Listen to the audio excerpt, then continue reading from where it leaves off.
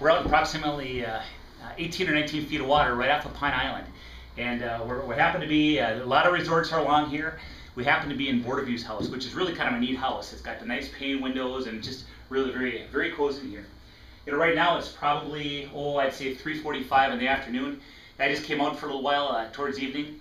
People are actually pounding the fish. I mean, the fish have been going just fantastic. You know, we got about 10 inches of ice under us. The ice is real good. You know, obviously, like always, we talk about using the resorts to come out just so you're keeping safe. They know where the stake trails are. They're keeping an eye on that ice daily, and they have been for weeks. So yeah, got fish in the Vexlar. Things are happening. I picked up about a 17-incher so far. I also picked up a few small ones that I put back. So things are happening. We'll catch up soon. So right now we're working the Vexlar. You see, you got a fish in the Vexlar. It's that red line. So what I'm gonna do is I'm gonna tease it up, and I'm trying to get it coming at me. Chasing it up, and it's going back down. So I'm gonna go back down, and I'm gonna try teasing him up again. He's coming up for it. There he is. And you know what? It's not a big fish. It's just a little one. But you know, sometimes it's hard to tell. And but I think one of the things to be noted is that that's kind of technique. Is that, you know, if you can figure out that fish is down there, which is kind of neat. I happen to have the lots of good electronics out there. I happen to use Vexlar FL18, and it's nice because I got a 6-foot zoom from that bottom. A lot of times on Lake of the Woods, the fish will come in on the bottom of the lake, and what's really cool is that if you can just get their head lifted up a little bit, you see that bottom line just increase just a tad. Now you know you're there. Now you can really start working on them. And typically what I do is, you know, I'll do my normal jiggy motion depending on what lure I'm using, and then if they're not working, that bait, when I'm jigging it normal, what I'll do is I'll let it pound the bottom, lift off slow and pound the bottom. And if they're not hitting it that way, then what I'll do is I'll maybe try teasing them up like that one. And the whole idea is when you get them coming up, keep that lure coming, because it's chasing it like a normal situation in the wild. And it's chasing that bait, keep it coming up, and a lot of times they'll come up and whack it. If they go back down, then drop back down to them. Don't drop it down too hard, drop it down subtly. And by doing that, you're going to catch a lot more. We're just working the Vexlar a little bit. And, you know, I got my lure down there, and there's fish. I can see something green on the screen there, so that means it's on the outer edge of that cone angle. And I'm going to get a little bit aggressive with trying to pull it in. You know, I also have a dead stick down with just a regular minnow on in this case it's I think it's a demon, but you know, I got that down. Sometimes that aggressive motion will catch the fish. Sometimes that pulls them in, so they swim over and hit the more docile or the more neutral presentation.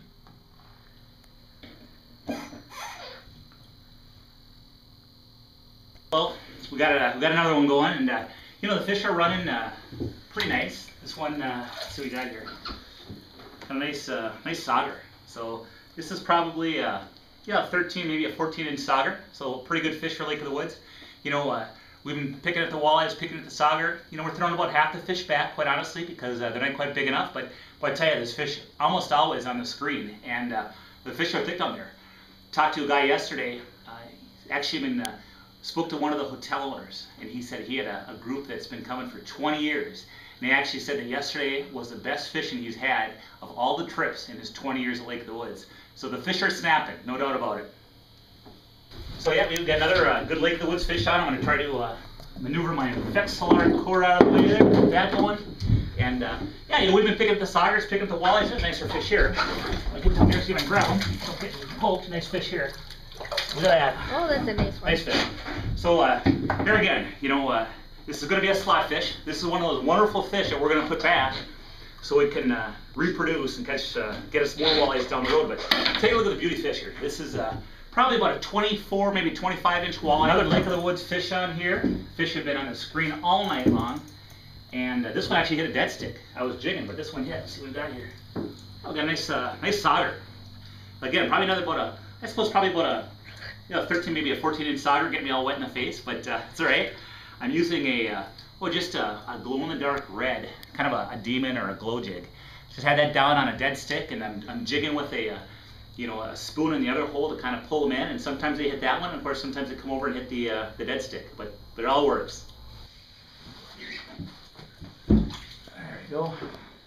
Boy, another sauger. And you know, I tell you, it's interesting when you look at these sauger. I just spoke with the DNR Fisheries here at Lake of the Woods, and he mentioned to me that right now saugers that are all-time high, and which was really kind of cool because, you know, if you're walleye fishing or whatever the case, but I tell you, these saugers really add to the day. You know, if it's getting a little bit slow on the walleyes at some point in time, the saugers fill that gap in real nicely. You know, one of the things with these saugers, you can kind of tell there's a little different color on them. You notice that you get the coloration up here in the top fin. You got a little bit more splotchiness. And one of the indicators is on that bottom tip there, the tail, you don't have that white spot like a normal walleye does. And that's how you can tell that sauger. But that's a nice sauger, and I'll tell you, for people coming up here and wanting to get a meal of fish, I'll tell you, this isn't a bad fish. This is about a 13 inches. And oftentimes at Lake of the Woods, those sauger especially, they're right on the bottom. So what you want to do is if your bobber is moving around, all of a sudden it stops, it doesn't hurt just to lift up real slow just to see if there's any weight. Because if there's weight on there, then pop them. Because a lot of times those bites go unnoticed. And then the other thing is when they hit it, maybe they let it go, what you can do is raise it up slow and then just drop it and let it flutter down. And oftentimes that'll entice that walleye or that sauger to nail it. So I just got done lifting it up and dropping it, and all of a sudden, boom, the bobber went down. So I'm just going to feel for some weight. I feel a little weight. There he is. Boom, there he is. Fish on. So, and it doesn't feel like a monster fish, but nonetheless, it's probably a sauger. Let's see what we got here. Yeah, so another sauger, and probably it's probably what, a 12-inch fish or so, but a good eater, and it depends upon what you have going for the day. You can see that sauger, just a beautiful coloring on it. Just a nice looking fish. So another great Lake of the Woods sauger for the fry pan. One of the reasons why Lake of the Woods is absolutely the walleye capital of the world. Right now we actually have more walleyes in Lake of the Woods than many people think we've ever had.